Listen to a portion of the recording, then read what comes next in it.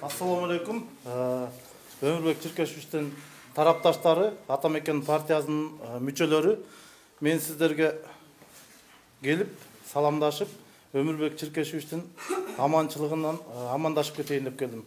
Мен өзүмдү тааныштырсам, Адылбеков Ыктыяр Абдырайымович, 2002 жылкы Аксы окуясынын жабырланчысы болом. 2002 жылдан баштап бардык мамлекетте кандай өзгөрүүлөр болду, саясий кандай акциялар болду, бардык жерде өзүмдүн калыс пикиримди айтып келгемин.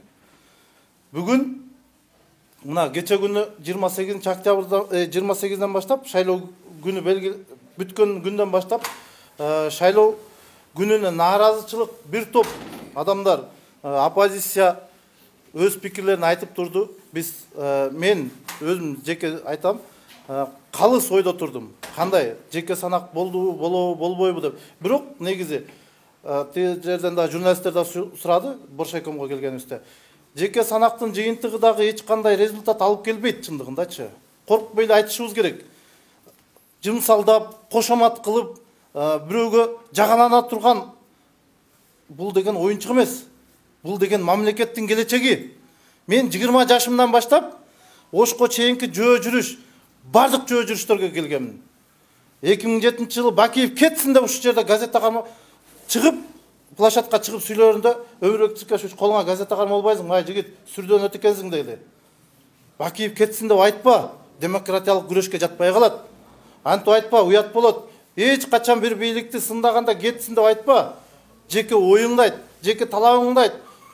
Мамлекеттин ичинде болуп аткан саясатты, кырдаалды, кымбатчылык, арзанчылык, ушул маселелерди айт. Бийликти кетсин деп эч качан айтпа дечи.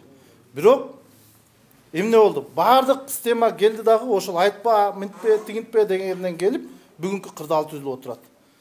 Мени соцсеттен өзүмдүн оюмду, жеке оюмду билдиремин да. Анан кечеги пайда болгон дакансалар, мурдагынкы болгон ашачылар, мындайча айтканда, баары чыгып алып, сен ким болуп калсың, сен ким болуп калсың? Баары никто, чын айтайынбы? Сыймык Жакпыкеев чыкканда айткам, сыймыкты ушундай да чортаман кылгыла. Жөө жүрүшкө чыксын биринчи. Акцияларды өткүзсүн, андан кийин чыксын деп. Бардык саясатчыларга ушул нерсени айтып келгем да. Моундай саясаттагы жапайчылык эч качан болгон эмес. ГКМдин төрагасы Ташиевке да айтам. Жапаровдун экөөзүнө тең айтам. Марат Муканович, сиз мени абдан жакшы билесиз. Абдан бетке айтарсың, ай жигит деп айтасыз. Мени 20 жашымда мына Марат Муканович тарбиялаган мени. Бетке айтасың сен деп. Мына Марат Муканович көрүп атсаңар, бардык мамлекеттик кызматтагы органдар көрүп атсаңар, Текебаевка кол салган. Мен бүгүн Текебаевдин тарапташы эмесмин. Текебаевка кол салган адамдык жапайчылык, бандитизм бул. Демократияны сындырабыз деп. Ар бир жарандын, менин балдарымдын келечегин сындырабыз деген бул итчилик. Жапаровунан дагы, эки Жапаровдон айтам. Ташиевинен дагы, МВДсынан да коркпойм. Любой кылмыш ишин менин кылмыш кылганым болсо, бир мамлекетке чыккынчылык кылганым болсо, кактап жезин мени. Бирок Текебаевга окшогон демократияны, мамлекеттүүлүктү бүтүндөп келген азаматтарыбызга кол салуу деген дакансачылар. Кыскыла, уят болот. Бул деген граждандык согушка алып келет. Биз мамлекеттүүлүктү бүтүндөйбүз десек, УКМКнын жетекчиси дагы, Садыр Жапаров дагы бардыгы жакшынакай болуш керек да, шайлоонун жыйынтыгын жокко чыгарабы, мыйзам чегинде көрсүн. Кандай күн болгонунда дагы Текебаевка кол салган бул жапайчылык, итчилик бул нерсе. Урматтуу мекендештер, дагы бир нерсени белгилей айта кетейин. Мынакей биздин төбөсү көрүнгөн саясатчылар бир да сөз, бир да комментарий, жана ошондой эле Өмүрбек Чиркешевичке бир да сөз айта эле кезде, мына биздин ошол азыр мен айтып кетейин. Азыр бир да саясатты төбөсү көрүнгөн саясатчы сөз айта элек кезде, интервью берип ушул жөнүндө сөз айта электе, мынакей биздин мекендештер келип Атамекен саясий партиясынын жана ушул Атамекендин талапкерлерин колдоп келишип атат. Мен атым Норузбек, фамилиям Абакиров. Мен бул Атамекен партиясынын штабына биринчи жолу келип отурам. Бүгүн ошол Өмүрбек Чиркешевичке кол салуулугун көрүп, анан өзүмдүн көз карашымды билдирип коеюн деп, мен да Жогорку Кеңешке Улуттар Биригиндүүлүк саясий партиясынан талапкермин. Өзүм Кара Булжадан болом. кызыгы биз ошол Кыргызстанда эгер 5 саясатчы болсо, анын бири Текебаев. 2 саясатчы болсо, анын бири Текебаев деп мен билем да. Мен эми башка партиядан болсом дагы бүгүн ошол өзүмдүн жеке жарандык бир оюмду айтып коеюн деп мен ошол Атамекен партиясынын кеңсесине келип отурам. Мен 2020-жылы Каракулжа району боюнча Садыр Жапаровдун штабын жетектегем. Ошол Садыр Жапаровдун бийликке келишине бир себептер, бир адамдардын биримин. 43 район болсо, ошол райондун бири мен жетектегем. Биз тилекке каршы өткөндөн сабак алганыбыз жок. Мен да ошол Улуттар Биринде элдик саясий партиясынан Кыргыз Республикасы Жогорку Кеңешине депутаттыкка ошол Каракулжа районунан талапкер болдум. Бул шайлоонун жыйынтыгы бул такыр башка маселе, бирок ал жакта региондордо болуп өткөн ошол эле подкуп, түнү менен акча таркатмай, биз бир канча далилдерди БШКнын сайтына салдык. Бир канча БШКнын мүчөлөрүнө маалымат иретинде маалыматтарды бердик, бирок эч кандай таянак болгон жок. Мен азыр ал партиялардын аттарын атабай эле коеюн. Бүгүн ошол өтүп аткан бүт бардык жетелеме жетек партиялар дал ошол бийликтин колдоосу менен бүгүнкү күнү ошол парламентке босогосун аттадык деп сүйүнүп отурат. Биз да ошол шайлоонун жыйынтыгын жокко чыгышын ошол Атамекен сыяктуу эле биз дагы талап кылабыз. Шайлоо жокко чыгыш керек. Шайлоо күнүн бир белгилеп баштан өткөрүш керек. Ал эми бүгүн ошол Текебаевка мен Атамекендин кеңсесине бүгүн биринчи келип отурам. Текебаевка кол салганы бул бизде мындайды ошто паскаштык деп коет да. Бул адамдын эң жеткен бир төмөн бир жапайчылыгы. Бул менен бул баягы Текебаевка бул кол салды деп башка бир топ, башка бир партиялар балким ичинен кымырынып бир сүйүнүшү мүмкүн. Бирок бүгүн Текебаевка болсо, эртеге бизге, эртеге сизге кол салышы мүмкүн. Ошондуктан бул баягы мен өзүмдүн оюм бар, мен бирөөнүн жетеги эмесмин, мен туруктуумун деген бийликке кошоматчы кылбаган кандайдыр бир топторго бул кол салуу болду деп эсептейбиз. Ошондуктан бул чындыгында жапайчылык, бул акмакчылык. Негизи бийлик биринчи өзү элге кол салды. Рахмат. Кечиресиздер. Мен мындай дейт элем да, Өмүрбек Чиркешев Текебаевка кол салуу бул баягы Кыргызстандагы демократия болгон кол салуу. Бизге Текебаев жагабы, жакпайбы, Текебаев бизге керек. Текебаевди бүгүн биз сактап калышыбыз керек. Мен бүгүнкү видеону көрүп алып, аябай зээним кейди да. Жаш балдар, саясат эмне экенин билбеген балдар, мыйзам эмне экенин билбеген балдар, мындай тоодон түшүп келип эле бир жанагындай атасын ойгон кишиге кол салганы бул жеткен айбанчылык, уятсыздык, бессиздик. Текебаев да мага да жакпайт. Мен дагы мындай көп эмет бербейм, бирок бүгүнкү мындай Текебаевка кол салуу жеткен бир жапайчылык, барбарство, бул мындай бир биз өнүгөлү, өсөлү деген нерсени кайра булар жоготобуз. Баягы эле кол салуу, баягы эле бир Бакеевдин заманына бараткандай бир сезим калып атат да. Мен могу Садыр Нуркожоевич, Ташиевтерден үмүтүм чоң эле. Жаңы бийлик келди, жаңы мыйзам кабыл алдык, өзгөрүү болот, жашообуз бир керемет болот деп мен бир ушундай жомокторго ишенип отурмун. Бирок бүгүнкү эме мунун баары жокко чыгарды. Шайлоо болсо ботко, каша, жанагындай интеллигенция, кокуй жүрөгүндө жалынып кыргыздардын баарыгы жок. Бул мындай бир өмкөм бир сөз бар эле. Конституция сынды, анан биз сынсак, эл сынат деген мындай ушундай баратабыз да. Өмкө сынбаш керек. Мен деген өмкөлөр бар. Мен өмкөнү мындай абдан Атамекенде эмесмин. Бирок мындай чын жүрөгүмдөн момундай жерлерден бир акмакчылык. Садыр Нуркожоевке кайрылам, Ташиевке кайрылам, айланай токтоткула мындайларды. Биз силерден да күчтүүлөрдү көргөнбүз. Огунда жегенбиз, башкасында көргөнбүз. Демократия үчүн, момундай бессиздик, акылсыздык, мыйзамсыздык үчүн биз дагы ок жегүүгө биз даяр болуп калдык. Мыйзамды өзүңөр бузуп атасыңар. Баш мыйзамды өзүңөр бузуп таркалап атасыңар. Мен видеону көрүп алып эле чыдабай келдим, туугандар. Токтоткула. Мен баягы Аксыдан келдим. Туура эмес нерсе болду. Токтоткула. Мындай сөз бар да, кыргызча. Өлө турган карга өзүн урат жарга дейт. Бул сөздү айтып атканым Бече шайлоонун алдында мага Төрөбаевдин, Бакыт Төрөбаевдин, тракторист Бакыт Төрөбаевдин жакын кишиси менин бир тууганым.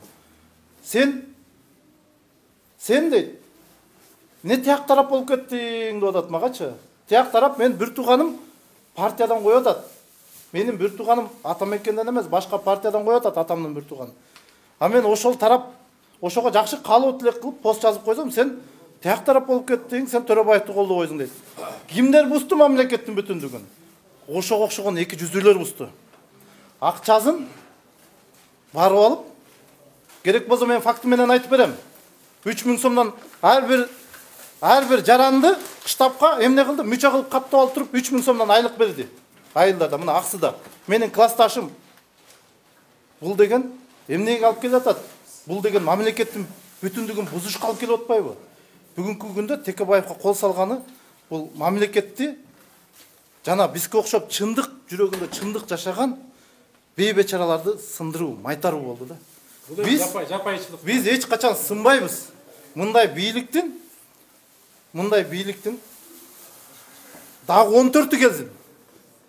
Күрөшкөнгө, акыйкат айтканга мен аркамда балам калды, мына балам бар. Азырчы бүгүнкү күндө. Менин балам үйдө туруп ата сиз Төрөбай Закировичке боштондук деп айтасыз деп туруп ошону жаттайт шак берипчи. Боштондук деп жат не ал дейт боштондук. Көрдүңөрбү? Эмне болуп баратат заман?